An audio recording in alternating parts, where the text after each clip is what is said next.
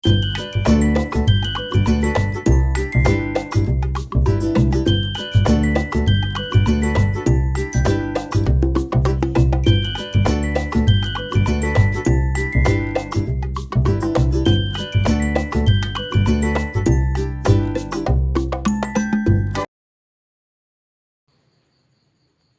Friends, ഇന്നൊരു ചക്ക വരട്ടി ഒന്ന് ഉണ്ടാക്കി നോക്കിയാലോ.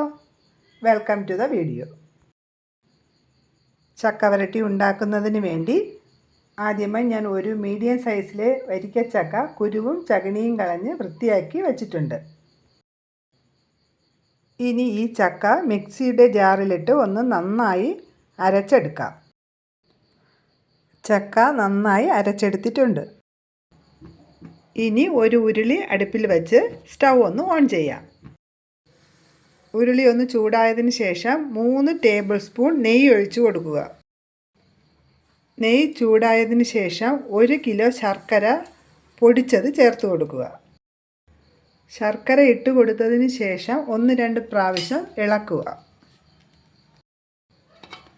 ശർക്കര ഇതുപോലെ ഒന്ന് ഇളക്കിയതിന് ശേഷം 1 മിനിറ്റ് കഴിയുമ്പോൾ അടിച്ചു വെച്ചേക്കുന്ന ചക്ക ഇതിലിട്ട് കൊടുക്കാം.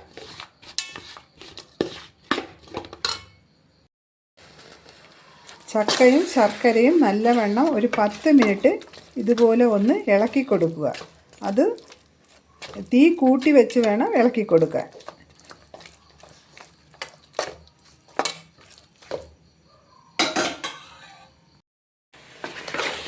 പത്ത് മിനിറ്റ് കഴിഞ്ഞതിന് ശേഷം ഫ്ലെയിം കുറച്ച് വെച്ച് ഒരു 20 മിനിറ്റും കൂടെ ഇതുപോലെ ഒന്ന് ഇളക്കി കൊടുക്കുക. 20 മിനിറ്റ് കഴിഞ്ഞിട്ടുണ്ട്. ഇത് നല്ലവണ്ണം വരണ്ട് വന്നിട്ടുണ്ട്. ഇനി ഇതിലേക്ക് ഏലക്കാപ്പൊടി 1 ടേബിൾ സ്പൂൺ എടുത്ത് വെച്ചിരിക്കുന്നത് ഇട്ട് കൊടുക്കാം. ഏലക്കാപ്പൊടി ഇട്ടതിന് ശേഷം 5 മിനിറ്റ് നല്ലവണ്ണം ഇളക്കി കൊടുക്കാം.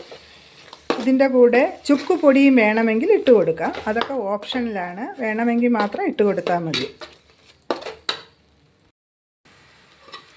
ഏലക്ക ഇട്ടതിന് ശേഷം 5 മിനിറ്റ് ഇതുപോലെ ഒന്ന് യോജിപ്പിച്ച് കൊടുക്കുക. അതിനുശേഷം ഫ്ലെയിം ഒന്ന് ഓഫ് ചെയ്യാം.